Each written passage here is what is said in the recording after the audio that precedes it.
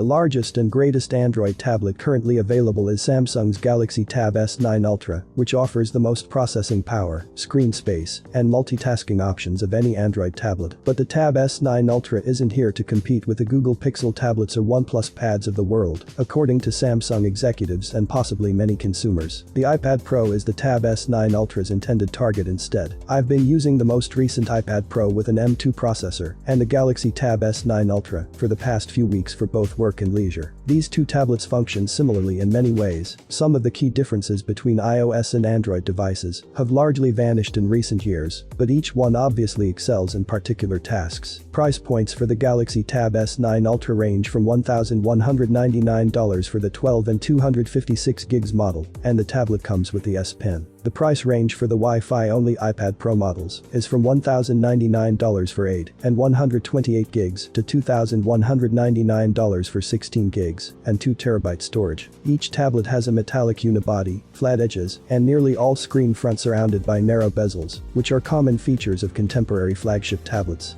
The tablet from Samsung is a bit lighter but a bit thinner. Each slate features 4 symmetrically positioned speakers, and the bottom of each slate has USB-C connections. Since they are both on the large side, with Samsung's being much larger, each tablet feels quite exposed when not coupled to a keyboard case.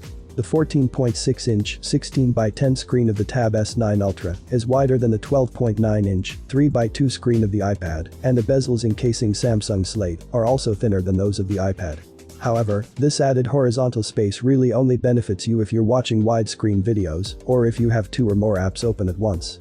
What I'm trying to say is that even though 14.6 inches sounds significantly larger than 12.9 inches on paper, the difference between the two tablets' usable screen areas isn't by much. I don't really see the larger color spectrum of the OLED panels unless I'm watching a video with a lot of gloomy situations, even though the Tab S9 Ultra's OLED screen is technically superior to the iPad Pro's Mini LED. While the iPad Pro's blacks are not as deep as those on the Tab S9 Ultra, most apps and websites do not appear completely black.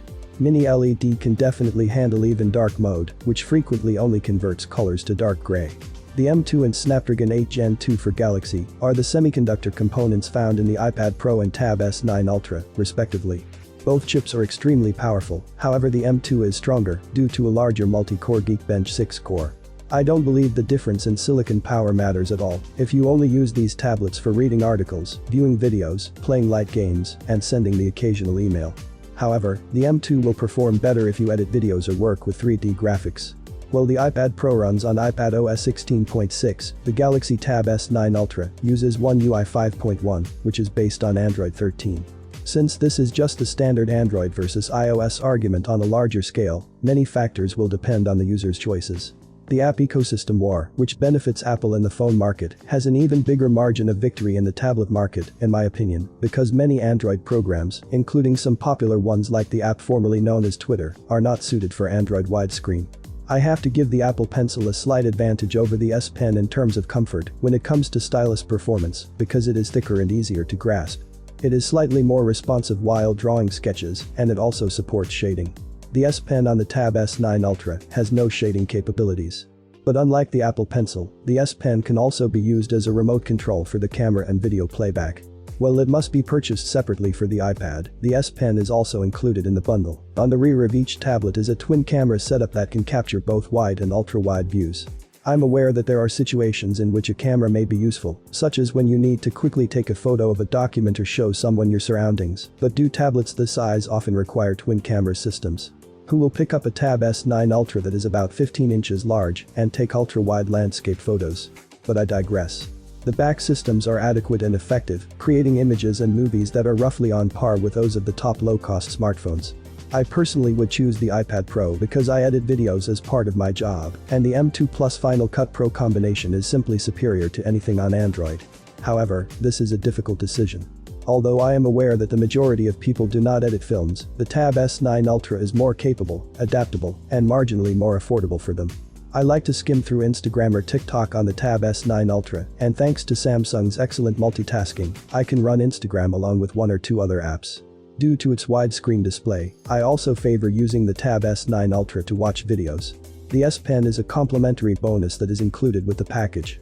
I frequently mention this in my reviews and on social media, but I believe it perfectly captures how excellent the iPad is. I carry an Android phone over an iPhone for 10 months out of the year, so I am naturally an Android guy. But because the iPad is so much better at video editing than other tablets, I personally must choose it. Even before Final Cut Pro for the iPad, this was the situation. Now, if I take a brief business vacation, the iPad Pro will be more than capable of serving as my only computer. Without a doubt, this tablet is the most potent one available. Thank you for watching this video. What do you think about this comparison? Write your opinion in the comments below. Have a nice day and God bless you.